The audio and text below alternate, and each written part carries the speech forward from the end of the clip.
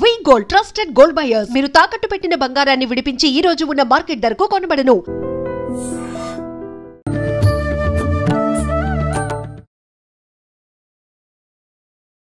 నమస్కారం, welcome to I dream. ధర్మ మార్గం విత్ విజిత కార్యక్రమానికి స్వాగతం. ప్రస్తుతం మనతో పాటు ఉన్నారు లలితా సహస్రనామ గ్రంథ రచయిత, ఎన్నో పుస్తకాలు కూడా రాశారు. వారే పసుమర్తి వేంకట దుర్గా సుబ్రహ్మణ్యం గారు. ఇప్పుడు వారితో మాట్లాడి మరిన్ని విషయాలు లలితా సహస్రనామాల గురించి అడిగి తెలుసుకుందాం. నమస్కారం అండి. క్రిందటిసారి మనం ఒక 2-3 వీడియోస్లో మాట్లాడుకోవడం జరిగింది లలితా సహస్రనామాల గురించి, ఆవిర్భావం ఎలా జరిగింది, ఏంటి, పరివార దేవతల గురించి కానివ్వండి, ఆవరణల గురించి కానివ్వండి. ఇంకా ఏదైనా మనం తెలుసుకోవాల్సింది ఉంటే దాని గురించి వివరించండి. అసలు లలితా సహస్రనామ స్తోత్రం గురించి క్రిందటిసారి నా గురించి ఇంట్రొడక్షన్, దీని గురించి ఓవరాల్గా చెప్పుకున్నాను తప్ప అసలు లలితా సహస్రనామ స్తోత్రం ఏమిటి, దీని తాలూకు ఏమిటి అనేది మనం అసలు చెప్పుకోలేదు అసలు. ఇప్పుడు మనం ఏంటంటే లలితా సహస్రనామ స్తోత్రం ఏమిటి, ఎక్కడ, ఎలా ఆవిర్భవించింది, దీని గురించి మనం కొంచెం టూకీగా చెప్పుకుందాం. అలాగే అండి. లలితా సహస్రనామ స్తోత్రం పరమేశ్వరి బ్రహ్మాండ స్వరూపిణి కనుక ఈవిడిని వ్యాసుల వారు బ్రహ్మాండ పురాణంలో చెప్పారు. అందుకే బ్రహ్మాండ పురాణంలో ఉత్తరఖండంలో లలితోపాఖ్యానంలో 3 అధ్యాయాలుగా అమ్మవారి గురించి చెప్పడం జరిగింది. 3 అధ్యాయాలు. ఒక్కొక్క అధ్యాయంలో అంటే అమ్మవారి వర్ణనే ఉంటుందా, ఏముంటుందండి? అదే చెప్తా. అంటే 3 అధ్యాయాలు ఏంటంటే, ఒకటి ఏంటంటే లలితా సహస్రనామ స్తోత్రం ఆవిర్భవించిన విధానం. దాని తర్వాత ఆర్యం తెలుసుకోవాలి కదా. అవును. రెండోది ఏంటంటే అమ్మవారి యొక్క నామాల గురించి స్తోత్రం. మూడో అధ్యాయం ఏంటంటే ఈ స్తోత్రం చేయడం వల్ల ఫలశ్రుతి, దానివల్ల అంటే ఎటువంటి ఫలితాలు. ఇది 3 భాగాలు. ఇక్కడ ఏంటంటే హయగ్రీవుల వారు, అగస్త్యుల వారు గురు శిష్యుడు. హయగ్రీవుల వారు గురువు, అగస్త్యుల వారు శిష్యుడు. ఇంకో మాట చెప్పాలంటే అమ్మవారి గురించి దత్తాత్రేయ స్వామి వారు చెప్పారు, దత్తాత్రేయుల వారు చెప్పారు, హయగ్రీవుల వారు చెప్పారు. దత్తాత్రేయుల వారు త్రిపుర రహస్యంలో అమ్మవారి గురించి చెప్పారు. ఆ చెప్పింది ఎవరికి చెప్పారంటే పరశురాముడికి చెప్పారు. అది త్రిపుర రహస్యం. ఓకే. ఇక్కడ హయగ్రీవుల వారు అగస్త్యుల వారికి అమ్మవారి గురించి, ఇక్కడ కూడా అమ్మవారి గురించే చెప్పారు. అక్కడ అమ్మవారి, ఇక్కడ అమ్మవారి. చెప్పిన వాళ్ళు ఎవరు? సాక్షాత్తు విష్ణు స్వరూపం, విష్ణు అంశ. దత్తాత్రేయ స్వామి వారిలో కూడా విష్ణు అంశ ఉంది. ఈయన సాక్షాత్తు విష్ణుమూర్తి యొక్క అవతారమే. కానీ చెప్పింది అమ్మవారి గురించి. ఇంతకుముందు ఒకసారి మీరు అడిగారు, బ్రహ్మ విష్ణు మహేశ్వరుల సృష్టి స్థితి లయలకు కారకులు కదా అన్నారు. ఇంతకుముందు ఒకసారి అడిగారు నన్ను. అడిగినప్పుడు ఏం చెప్పానంటే వారికన్నా ముందు ఆది పరాశక్తే అని చెప్పి అప్పుడు నేను చెప్పడం జరిగింది. ఇప్పుడు అందుచేతనే ఇక్కడ వీరు అమ్మవారి గురించి అక్కడ దత్తాత్రేయ స్వామి, తర్వాత ఇక్కడ హయగ్రీవుల వారు. ఇప్పుడు ప్రస్తుతం మనం చెప్పుకునేది ఏంటంటే హయగ్రీవుల వారు. అసలు హయగ్రీవుడు ఎవరు? ఈయన శ్రీ మహావిష్ణువు యొక్క అవతారాల్లో ఒక అవతారం. అశ్వారణ మహాబుద్ధే అని అగస్త్యుల వారు సంబోధించారు. ఎవరిని? అశ్వారణ మహాబుద్ధే అని అగస్త్యుల వారు హయగ్రీవుల వారిని సంబోధించారు. అశ్వానన అంటే అశ్వము యొక్క శిరస్సు కలిగిన ఓ మహాత్మ, పరమాత్మ. అశ్వారణ మహాబుద్ధి అంటే ఆయన శిరస్సు అశ్వంలా ఒక అశ్వం యొక్క శిరస్సు, గుర్రం గుర్రం యొక్క తల. తల. ఇది ఏమిటి చరిత్ర అంటే దీనికి ఓ చిన్న కథ ఉంది. హయగ్రీవుడు అనే ఒక రాక్షసుడు ఉండేవాడు. ఉమ్, వాడికి శిరస్సు, గుర్రపు శిరస్సు, తర్వాత శరీరం మానవ శరీరంలాగే ఉంటుంది. అంటే సేమ్ హయగ్రీవ స్వామి వారి ముందు రూపం నేను ఎలా ఉంటుందో రాక్షసుడు అలాగే చెప్తాను. రాక్షసుడు రాక్షసుడు కూడా. ఇక్కడ ఆ రాక్షసుడేమో మునుల్ని, స్త్రీలను, తర్వాత దేవతలను ఉమ్, హింసించడం ప్రారంభించాడు. వాడి నుండి రక్షణ కోసం అని చెప్పి దేవతలందరూ కూడా బ్రహ్మ దగ్గరికి వెళ్ళి ఉమ్, కోరారు. ఆహా, అప్పుడు ఏం జరిగిందంటే బ్రహ్మ సాక్షాత్తు శ్రీ మహావిష్ణువు వద్దకే వెళ్ళమని చెప్పి అన్నారు. ఇది అలా ఉంటే శ్రీ మహావిష్ణువు దగ్గరికి వెళ్తే నేను ఇంకొక అవతారంలో వస్తాను. ఉమ్, వాడికి సావు ఎలా ఎలా ఉంటుందంటే వాడిలాంటి ఆకారం ఉన్న వాడి చేతనే హయగ్రీవుడు అనే రాక్షసుడికి అదే ఆకారంలో అదే శిరస్సు ఉండి ఉమ్, ఉన్న వారి చేతనే సంహరింపబడతాడు అని వాడికి ఒక వరం ఉంది. ఉమ్, ఆ వర గర్వం చేత వాడు చెలరేగిపోతున్నాడు కనుక ఇక్కడ శ్రీ మహావిష్ణువు కూడా అదే అవతారంతో రావాలని నిర్ణయించుకున్నారు శ్రీ మహావిష్ణువు. ఆహా, ఇదిలా ఉండగా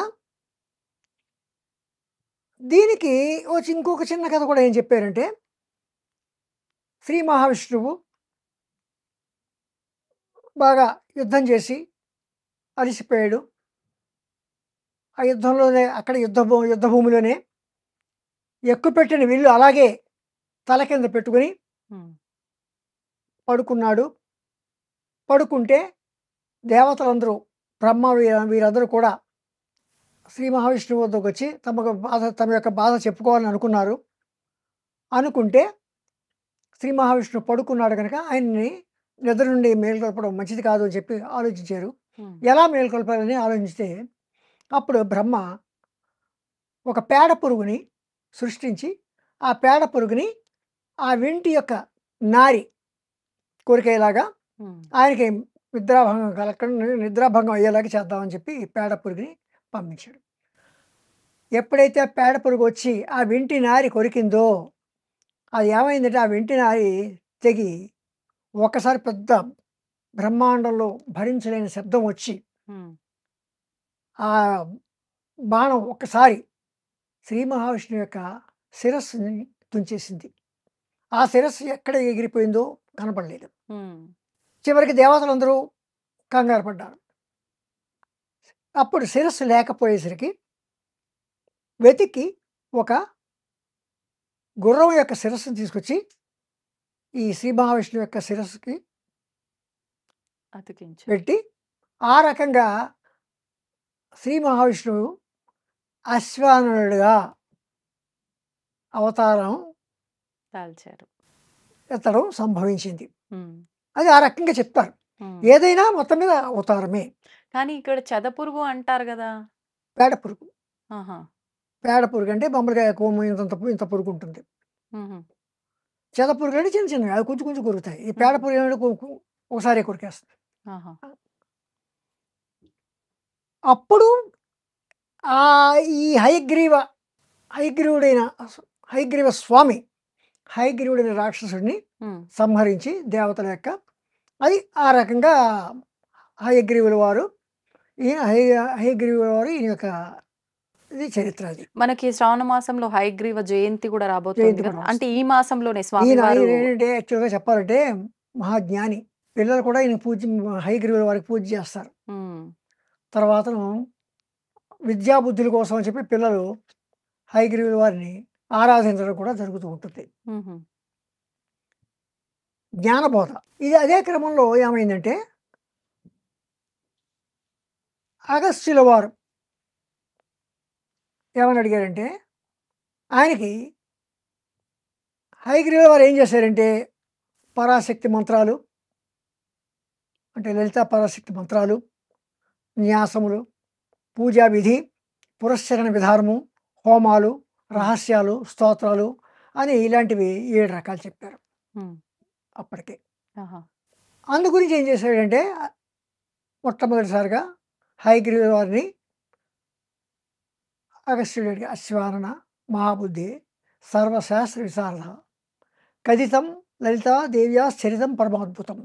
ఓ శ్రీ విద్యోపాసక శిష్యుడిన ఏమంటాడు, సకల శాస్త్ర విశారద హయగ్రీవ స్వామి అత్యంత ఆశ్చర్యకరమైన శ్రీ లలితా పరాశక్తి యొక్క మంత్రాలు, న్యాసాలు, పూజా విధి, పురస్చరణ విధానము, హోమాలు, రహస్యాలు, స్తోత్రాలు ఇవన్నీ నాకు చెప్పారు. కానీ నాకు ఒక విషయం మాత్రం చెప్పలేదు.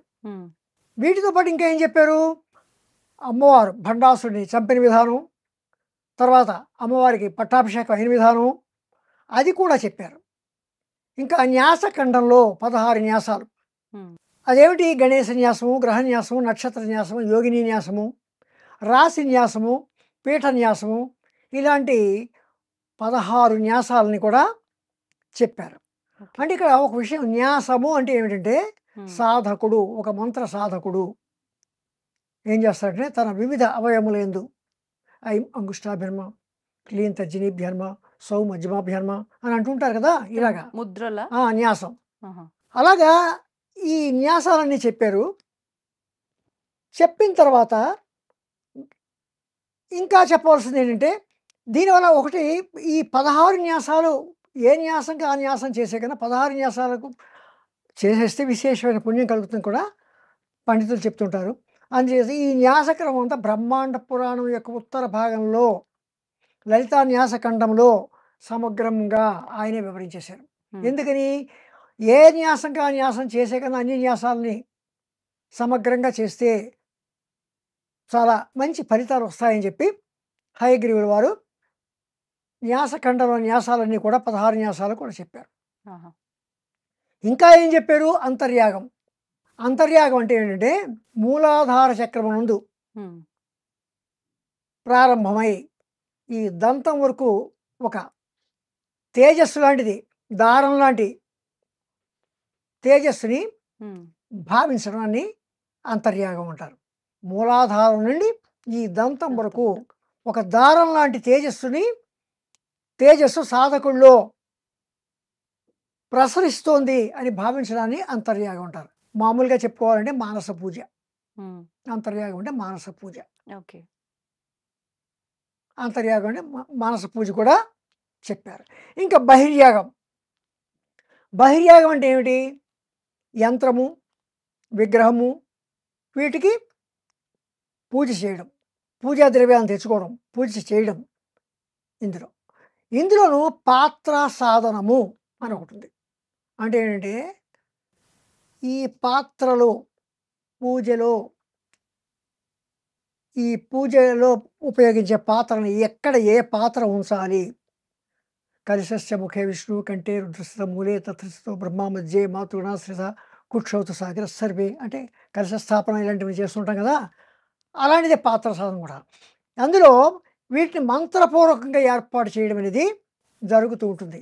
అంటే దాన్ని పాత్ర సాధనము అంటారు. అంటే అంతర్యాగం చెప్పారు, బహిర్యాగం కూడా చెప్పారు. కానీ ఇక్కడ ఇంకో చిన్న విషయం ఏంటంటే బహిర్యాగంలో అష్టాష్టకము అని ఇంకోటి ఉంది. ఏంటండి బహిర్యాగము, బహిర్యాగంతో పాటు అష్టాష్టకము ఒకటి చేస్తే అది ఏమవుతుందంటే దాని యొక్క ఫలితం ఇంకా ఎక్కువ అవుతుంది. అదేంటంటే మహాయాగం అవుతుంది. బహిర్యాగం మహాయాగం అవుతుంది. అంతర్యాగము బహిర్యాగము. ఇప్పుడు ఇంతకుముందు ఏమనుకున్నాం మనం, అంతర్యాగం అనేది చెప్పాం. అంతర్యాగం అంటే ఏమిటంటే మానస పూజ, ఎక్కువగా ఇబ్బంది పడద్దు. అంతర్యాగం అంటే మానస పూజ, మనసులోనే పూజ చేసుకోవడము, భావించుకోవడము, అంతకన్నా ఎక్కువ ఇబ్బంది పడదు. అలాగే బహిర్యాగం. బహిర్యాగం అంటే ఏంటి, పూజా ద్రవ్యాలు మనం తెచ్చుకోవడం, విగ్రహాన్ని దగ్గర పెట్టుకోవడం, పూజా ద్రవ్యాలు తెచ్చుకోవడం, దీపం వెలిగించుకోవడం, ఇలాంటివన్నీ బహిర్యాగం అంటాం. దీనిలోనే ఈ బహిర్యాగంలో మహాయాగం అని ఇంకోటి ఉంది. ఆ మహాయాగం గురించి కూడా మనం అంతగా కొంచెం మీకు వినడానికి కొంచెం కష్టంగానే ఉంటుంది. హ్మ్. దీనిలో ఏంటంటే బహిర్యాగంతో పాటు అష్టాష్టకము.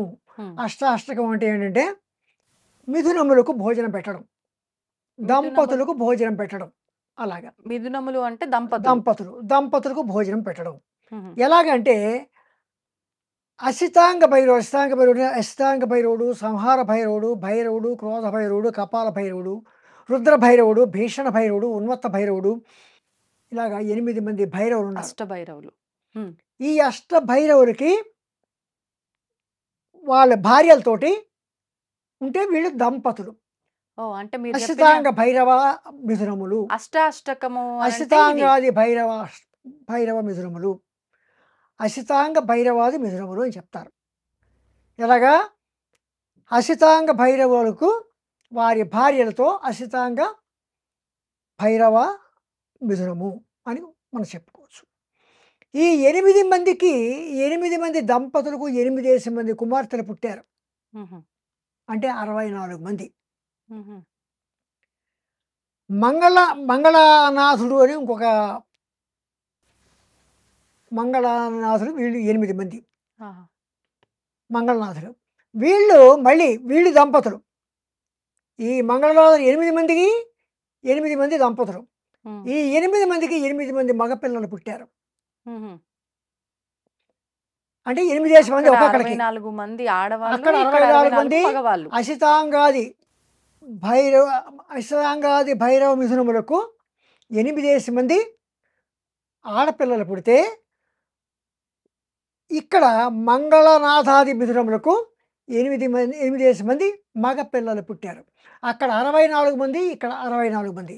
అక్కడ 64 మంది మిథునములకు, ఇక్కడ 64 మంది మిథునములకు పెళ్ళిళ్ళు చేస్తే వీళ్ళు మొత్తం మంది ఎంతమంది అయ్యారు? 64 మిథునములు అయ్యారు. 64 దంపతులు.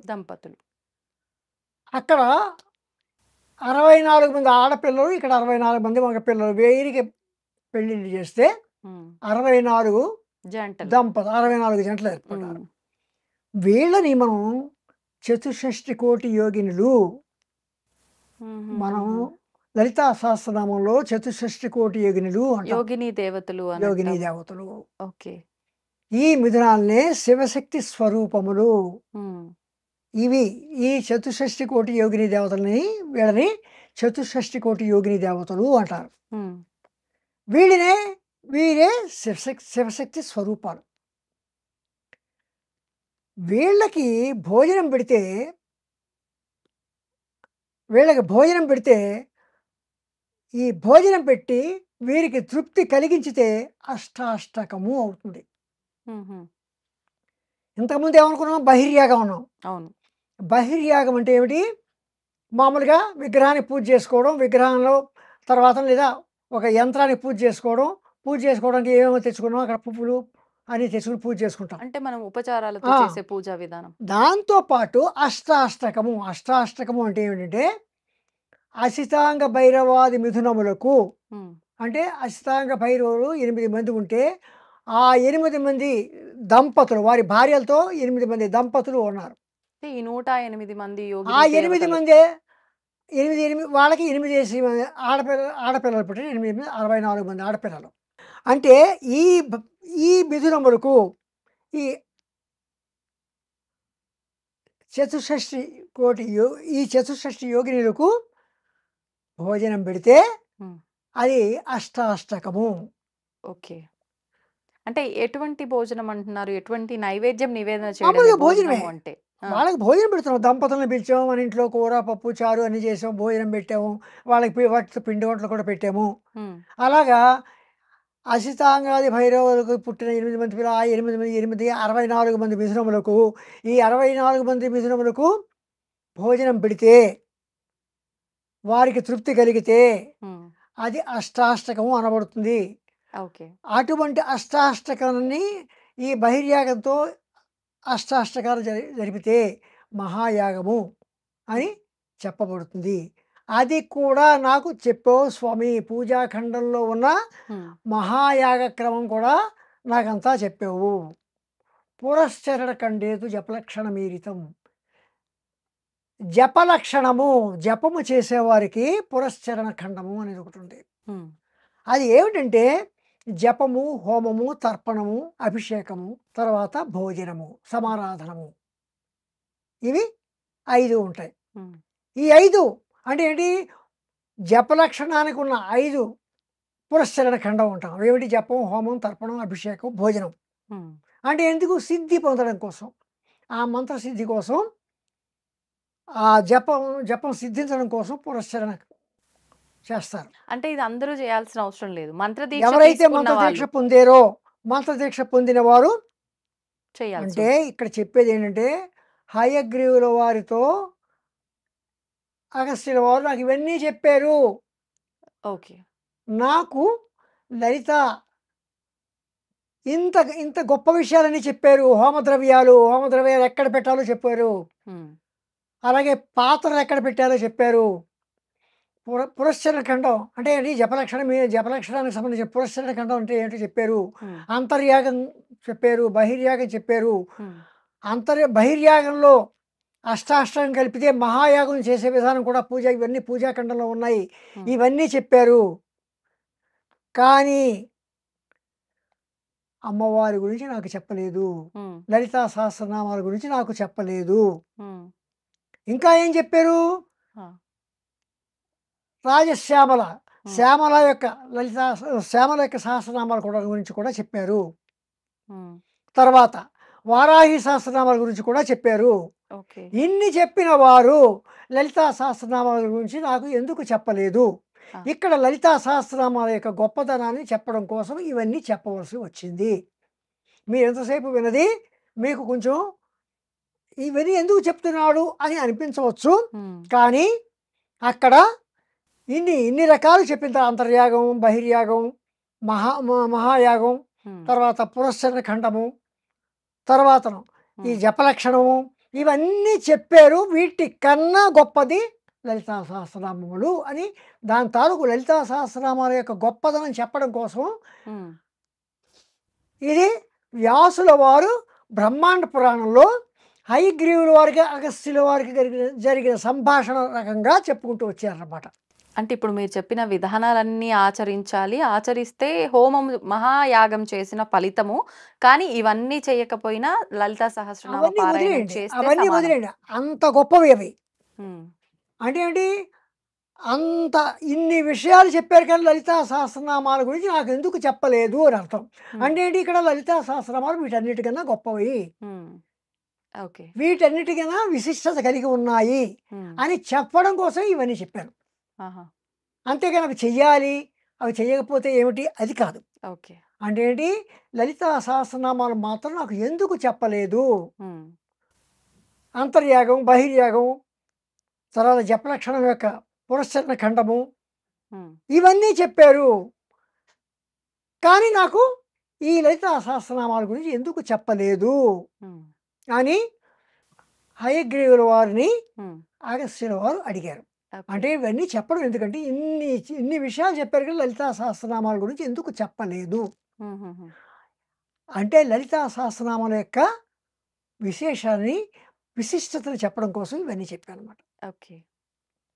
అయితే దీనికి అప్పుడు హయగ్రీవుల వారు ఏమన్నారంటే, నువ్వు బాగానే ఉంది, ఉమ్, నువ్వు అడిగావు, ఉమ్, నేను చెప్తాను. ఇప్పుడు నువ్వు అడిగావు కనుక నేను చెప్తున్నాను నేను ఉమ్, లలితా సహస్రనామాల గురించి. కానీ చెప్పేటప్పుడు మాత్రం నువ్వు ఒక్క ఒక్క విషయం మాత్రం అడుగు, ఉమ్, బాగా జ్ఞాపకం ఉంచుకో. నీకు అర్హత ఉంది, నీకు యోగ్యత ఉంది. ఏం చదువు? నాకు యోగ్యత లేదా అని కూడా అడిగాడు, ఆహా. నాకు అర్హత లేదా అని కూడా అడిగాడు. అంటే చెప్పలేదు కాబట్టి ఇవన్నీ చెప్పారు కానీ నాకు మమ వా యోగ్యత నాస్తి శ్రోతుం నామ సాహసకం కిమర్థం భవతానోక్తం తత్రమే కారణం వద. ఉమ్, మమ వా యోగ్యత నాస్తి శ్రోతుం నామ సహస్రకం. ఈ సహస్రనామాలు, లలితా సహస్రనామాలు వినడానికి నాకు యోగ్యత లేదా? కిమర్థం భవతానోక్తం తత్రమే కారణం వద. ఉమ్, అంటే ఎందుచేత నాకు చెప్పలేదు? తత్రమే కారణం వద, నాకు ఆ విషయం నాకు చెప్పండి ఉమ్, అని అడిగారు. ఇంతంత గొప్ప విషయాలని చెప్పారు కదా, నాకు ఎందుకు చెప్పలేదు ఉమ్, అని హయగ్రీవుల వారిని అగస్త్యుల వారు అడిగారు. ఓకే. అప్పుడు హయగ్రీవుల వారు అగస్త్యుల వారితో ఇలా అంటారు: లోపాముద్రాపతేగస్య సావధానమనాశ్రుడు నామ్నాం సహస్రం ఎన్నోక్తం కారణం తద్వదామితే. నీకెందుకు చెప్పలేదు నేను చెప్తాను మీరు. ఉమ్, ఇంత ఇంత ఇవన్నీ చెప్పిన వాడి నీకు ఇది ఎందుకు చెప్పలేదు అంటే, వీటన్నిటికన్నా విశిష్టత ఉంది. ఆ, ఏమిటిది?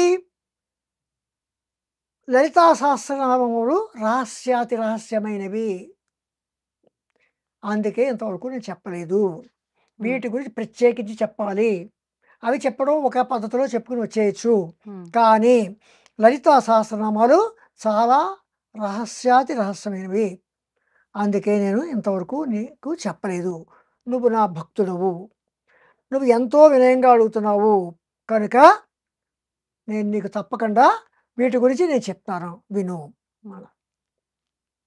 ఇక్కడ ఒక విషయం మనం చెప్పుకోవాలి. అగస్త్యుల వారు చాలా గొప్పవాడు. ఆ, ఎంత గొప్పవాడంటే సముద్రాన్ని అవపోసన పెట్టేశాడు. ఉమ్, మీరు విన్నారో లేదో, ఉమ్, సముద్రాన్ని ఆయన అవపోసన పెట్టేశాడు, ఇలా పట్టుకుని తాగేశాడు. ఆహాహా, ఎందుకు తాగాడు అని ఒక విషయం చెప్పుకోవాల్సి వస్తే, కాలకేయులైన రాక్షసులు, ఉమ్, రాక్షసుల పని ఏంటి? మునుల్ని, స్త్రీలను, దేవతలను, ఒక మంచి కార్యక్రమాలు చేసే వాళ్ళని హింసించడం రాక్షసుల యొక్క పని. ఆ, అదే పని ఈ కాలకేయాలు కూడా చేస్తున్నారు. ఈ రాక్షసులు అలా చేస్తున్నారు. వీరి బాధ భరించలేక ఈ కాలకేయుల యొక్క బాధ భరించలేక ఉమ్, ఈ దేవతలందరూ కూడా ఏం చేశారంటే విష్ణుమూర్తి దగ్గరికి వెళ్ళారు.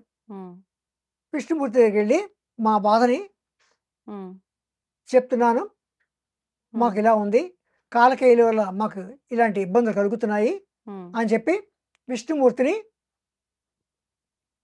వారి యొక్క బాధను చెప్పుకున్నారు. ఆ, అప్పుడు విష్ణుమూర్తి ఏం చెప్పాడంటే, వీళ్ళు కాలకేయులు రాత్రి మాత్రమే బయటకు వస్తారు, పగలంతా సముద్రంలోనే ఉంటారు, ఉమ్, ఏదైనా చడి విన్నారా కూడా సముద్రంలోకి వెళ్ళిపోతారు, వాళ్ళని వాళ్ళు రక్షించుకోవాలంటే సముద్రంలోకి వెళ్ళిపోతారు. ఓకే. కనుక ఆ సముద్రాన్ని ముందు అక్కడి నుంచి ఖాళీ చేయాలి, ఆ నీరుని మొత్తం అంతా అక్కడి నుంచి తీసేయాలి, తీసేస్తే ఆ కాలకేయులు బయటపడతారు. అయితే సముద్రం అంటే చిన్న ఒక చెంబుతో తీసేస్తామా, లేదా ఒక బకెట్తో తీసేస్తామా? ఎలా తీసేస్తాము? ఉమ్, అంత నీరు ఎలా తీయాలి? కనుక ఇందుకు సమర్థుడు ఒక్క అగస్త్యుడు మాత్రమే ఉన్నాడు. అంటే అగస్త్యుల వారి గురించి అప్పటికే తెలుసు. ఆ, అగస్త్యుల వారు ఏదో ఒక ఉపాయంతో ఈ నీటిని మొత్తం అక్కడి నుంచి తీసేయగలడు. అంటే అగస్త్యుల వారు అలాగే చేస్తారని కాదు, ఆయన అలాగే అగస్త్యుల వారు ఏదో రకంగా ఆ నీటిని అక్కడి నుంచి తీయడానికి ఏదో రకంగా ఉపాయం పన్నుతాడు అని మీరు అగస్త్యుల వారి దగ్గరికి వెళ్ళి మొరపెట్టుకోండి అని విష్ణుమూర్తి దేవతలందరినీ అక్కడికి పంపించాడు. దేవతలందరినీ పంపిస్తే అక్కడ దేవతలందరూ కూడా అగస్త్యుల వారికి మొరపెట్టుకుంటే ఉమ్, అగస్త్యుల వారు ఏం చేశారంటే దోషుల్లోకి మొత్తం సముద్రం అంతా తీసుకుని తాగేశాడు. ఉమ్, ఉమ్, ఉమ్, అప్పుడు కాలకేయులు బయటపడ్డారు. విష్ణుమూర్తి వారిని సంహరించాడు. ఆ రకంగా కాలకేయ సంహారం జరిగింది. ఉమ్, కానీ అక్కడ ఇంకో చిన్న ప్రాబ్లం వచ్చింది, ఏంటి? ఒక సమస్య. ఏమిటా సమస్య అంటే మళ్ళీ నీరు లేదు. ఉమ్, నీటి కొరత. జలచరాలకి విపరీతమైన ఇబ్బంది కలుగుతోంది. సముద్రం ఇంకిపోతే బావులు ఇంకిపోతాయి, బావుల్లో నీరు ఉండదు, చెరువులో నీరు ఉండదు, నదుల్లో నీరు ఉండదు. కనుక ఇప్పుడు మళ్ళీ సముద్రంలోకి ఆ నీరంతా వచ్చేయాలి. అంటే ఎవరు? మళ్ళీ అగస్త్యుల వారే నీరంతా తాగేసి నీరంతా వదిలేయాలి. ఉమ్, అప్పుడు ఆయన ఏం చేశారంటే మళ్ళీ దేవతల యొక్క అభ్యర్థన మేరకు ఆ నీటిని అంతటిని తన మూత్రద్వారం ద్వారా వదిలేశారు. అవునా? మూత్రద్వారం ద్వారా వదిలేశారు. అందుకే అంటారు సముద్ర నీరు ఉప్పగా ఉంది అని ఒక మాట అంటూ ఉంటారు. అది కూడా ఒక కారణం కావచ్చు, సముద్ర నీరు ఉప్పగా ఉండడానికి. ఉమ్, ఉమ్, ఉమ్, ఉమ్. అంతటి గొప్పవాడు అగస్త్య మహర్షి. అగస్త్యుడు అంతటి దీని గొప్పవాడు. గురించి ఎక్కడుంది వివరణ? ఆ? ఇప్పుడు మీరు చెప్పిన ఈ స్టోరీకి సంబంధించిన వివరణ ఏ పురాణంలో ఉంది. ఉంది? ఇందులో లేదు, బ్రహ్మాండ పురాణంలో చెప్పకపోయి ఉండొచ్చు. అగస్త్యుని యొక్క గొప్పతనం చెప్పిన చోట ఉంది. ఓకే. అలాగే ఇంకొక గొప్పతనం కూడా, అగస్త్యుడు వారు ఇంకొక ఎంతటి వాడంటే, ఈ అక్కడ వాతాపి ఇల్వలుడు అని ఇద్దరు రాక్షసులు ఉన్నారు. వారందరూ ఏం చేసేవారంటే మునుల్ని వాళ్ళ ఇంటికి భోజనానికి ఆహ్వానించేవారు. మా ఇంటికి భోజనానికి రండి అని మునుల్ని పిలిచేవారు. వీళ్ళు అక్కడ కూర్చునేవారు. వాళ్ళ వాళ్ళ చిన్న వాళ్ళ ఇంట్లో కూర్చునేవారు. ముని ఆ దారిటి వెళ్ళేతోడు ముని పిలిచేవారు, భోజనం పెడతామని వచ్చేవారు.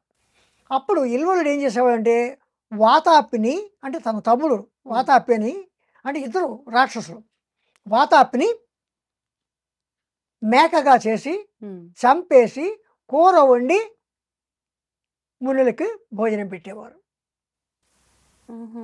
కానీ మునులు మాంసాహారం తినేవారా? ఆ రోజుల్లో తినేవారు. ఓకే. మరి ఆ రోజుల్లో అంటే ఇప్పుడు చెప్తా అక్కడ కూడా వస్తా. ఆ వాతాపి మేక స్వరూపంలో ఉన్న వాతాపి కూరగా ఈ మునులకు ఉదరంలోకి వెళ్ళిపోయాడు కదా. మునులు తినేసేవారు. తినేసి వాళ్ళు విశ్రాంతి తీసుకునేవారు. అక్కడే విశ్రాంతి తీసుకుంటే ఇల్వలుడు ఏమన్నాడు, ఒరే వాతాపి రారా భోజనం చేద్దాం రా అని పిలిచేవాడు.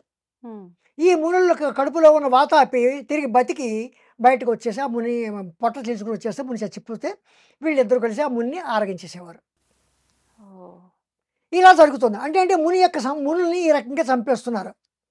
చంపుతూ ఉంటే అప్పుడు మళ్ళీ వీళ్ళ మునులందరూ ఏం చేశారంటే అగస్త్యుల వారిని మళ్ళీ మొరపెట్టుకున్నారు. ఈసారి అగస్త్యుల వారి యొక్క వంతు వచ్చింది. ఆయన ఆ పని నేనే పెట్టుకుంటాను అని చెప్పి అగస్త్యుల వారు ఏం చేశారంటే ఇల్వలుడు వాతాపి ఉన్న వాళ్ళ ఇంటి ముందు నుంచి అగస్త్యుల వారు వస్తే మామూలుగానే అగస్త్యుల వారిని కూడా ఈ వాతాపి ఇల్వలుడు వాళ్ళ ఇంటికి భోజనానికి పిలిచారు. ఎప్పట్లాగే వాతాపి మేకగా తయారయ్యాడు. ఇల్వలుడు ఆ మేకను చంపేశాడు. అగస్త్యుల వారికి భోజనం పెట్టాడు. అగస్త్యుల వారు శుభ్రంగా తినేసాడు, తేణి చేసాడు కూడా. ఇప్పుడు ఇల్వలుడు ఏం చేస్తున్నాడు, వాతాపి రారా అంటున్నాడు. రావట్లేదు వాతాపి. ఇంతకీ రావట్లేదు, అంతకీ రావట్లేదు. వీళ్ళలోనూ దుఃఖం పెరిగిపోయింది. ఒరే వాతాపి రారా అని ఏడుస్తున్నట్టుగా పిలుస్తున్నాడు. అక్కడ అగస్త్యుల వారు ఏం చేస్తున్నారంటే ముసి నవ్వులు నవ్వుతున్నాడు. వాడు ఏడుస్తున్న కొద్దీ ఆయన నవ్వులు పెరిగి ఒక్కసారి బిగ్గరగా నవ్వాడు. ఎవరు? అగస్త్యుల వారు. స్వామి, మా తమ్ముడు ఏడి, మా తమ్ముడు ఎక్కడున్నాడు అని అడుగుతాడు. అప్పుడు అగస్త్యుల వారు అంటారు, మీ వాతాపి నా కడుపులోను ఎప్పుడో జీర్ణం అయిపోయాడు, ఇంకా రాడు వాడు అన్నాడు. అప్పుడు ఇల్వలుడు అగస్త్యుల వారి కాళ్ళ మీద పడి క్షమించండి, ఇంకా ఎప్పుడు మేము ఎవరిని కూడా మునులను ఎప్పుడు ఇబ్బంది పెట్టాము అని చెప్పారు. అప్పుడు అగస్త్యుల వారు వాతాపి బతికించి వాళ్ళిద్దరిని క్షమించి వదిలేశారు.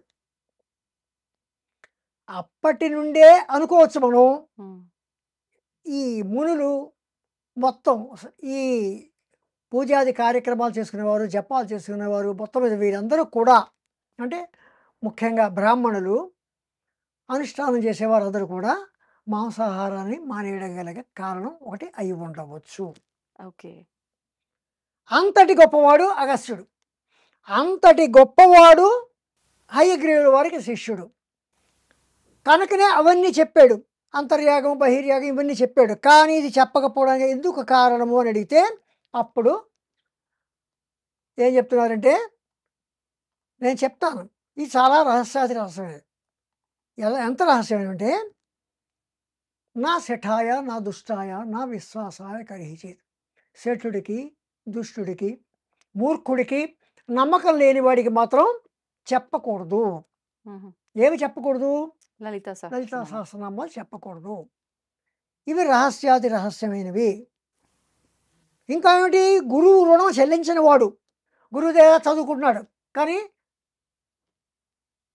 అలాంటి వాడు కూడా, లేదా గురువు వద్ద అబద్ధాలు ఆడేవాడు, తల్లిదండ్రులు సులభ భావంతో చూసేవాడు, వీళ్ళందరూ కూడా అపాత్రులు. అటువంటి వారికి చెప్పకూడదు అని చెప్పి హయగ్రీవుల వారు కనుకనే లలితా సహస్రనామాలు నేర్చుకునేటప్పుడు వారిలో యోగ్యత ఉందా లేదా అని కూడా పరిశీలిస్తారు. ఆ రకంగా ఇవి లలితా సహస్రనామాలు రహస్యాతి రహస్యమైనవి అయి అంతటి రహస్యమైన లలితా సహస్రనామాలను జనబాహుళ్యంలోకి రావాలి. వీటి వల్ల ఈ లలితా సహస్రనామాలు పఠించడం వల్ల, స్తోత్రం చేయడం వల్ల, ఈ నామాల్ని స్తోత్రం చేయడం వల్ల అమ్మవారికి ఎంతో ఆనందం కలుగుతుంది. దానివల్ల భక్తులు ఎంతో వారి యొక్క కోరికలు తీరుతాయి. తర్వాత వారికి కైవల్యం ఏర్పడుతుంది. అందుకని అమ్మవారు ఏం చేస్తుందంటే ఈ యాగాలు, ఈ జపాలు వీటికన్నా అన్నిటికన్నా గొప్పవైన తన యొక్క నామాలను రాయమని చెప్పి తనలోని వసిని, కామేశ్వరి, మోదిని, విమల, అరుణ, జైని, సర్వేశ్వరి 8 మంది వాగ్దేవత, ఇంతకుముందు వాగ్దేవతల గురించి మనం చెప్పుకున్నాం. ఆ వాగ్దేవతలను పిలిచి ఈ లలితా సహస్రనామాలు రాయమంది. వీళ్ళు లలితా సహస్రనామాలు రాయడం కాదు, చెప్పారు. ఆ రోజుల్లో చెప్పడమే ఉంటుంది, ప్రత్యేకించి ఎక్కడో రాయడం అలాంటిది ఏమి ఉండదు. రాశారు. మణిద్వీపంలో అమ్మవారు కూర్చుంది పంచబ్రహ్మాసనం మీద. అప్పుడు బ్రహ్మ సరస్వతులు, లక్ష్మీనారాయణులు, గౌరీ రుద్రులు కోట్లాది రూపాల్లో వచ్చారు. తర్వాత దండిని అంటే వారాహి, రాజశ్యామల కూడా వచ్చారు. తర్వాత చతుర్షష్ఠి మహాచతుర్షష్ఠి కోటి యోగిని గణ దేవతలు కూడా, యోగిని దేవతలందరూ కూడా వచ్చారు. అందరూ ఉన్నారు. ఆ సభలో ఉంటుండగా అమ్మవారు ఒకసారి వాళ్ళ పక్క చూసి, వసిన్యాసులు కూడా అక్కడ కూర్చుంటే వారి పక్క చూసి, నేను చెప్పిన పని ఏం చేశారు? ఇంతకుముందు మీరు అడిగారు ఏమిటా పని అంటే, ఏమిటా పని అంటే లలితా సహస్రనామాలు రాయమని చెప్పింది కదా, తన నామాలు రాయమని చెప్పింది కదా. అప్పుడు అమ్మవారు వాళ్ళ పక్క చూస్తే అప్పుడు వాళ్ళు శ్రీమాత శ్రీ మహారాజ్ఞి శ్రీమత్ సింహాసనేశ్వరి అని ముక్త కంఠంతో ఒక్కసారి పలికారు. అది లలితా సహస్రనామం యొక్క ఆవిర్భావం. ఇది శ్రీ బ్రహ్మాండ పురాణే ఉత్తరఖండే హైగ్రీవాగస సమాజే శ్రీ లలితా సహస్రనామ స్తోత్రం ప్రథమోధ్యాయ. ఇది ప్రథమాధ్యాయం. 3 అధ్యాయాల్లో ఇది మొదటి అధ్యాయం. ధన్యవాదాలండి. తవ్వుతున్న శివలింగం సరే దాన్ని అట్లా కప్పేసేయండి, చూపించదండి. Krishna is there. మూర్తి పూజ కాదు, సాక్షాత్ బ్రజేంద్ర నందన భగవాన్ ఉన్నారు మూర్తిలో. ఏమీ ఆశించకుండా ఆరాధించే వాళ్ళు కూడా ఉన్నారా ప్రభుజీ? నిజమైన భక్తి అంటే మనకు తెలియదు కాబట్టి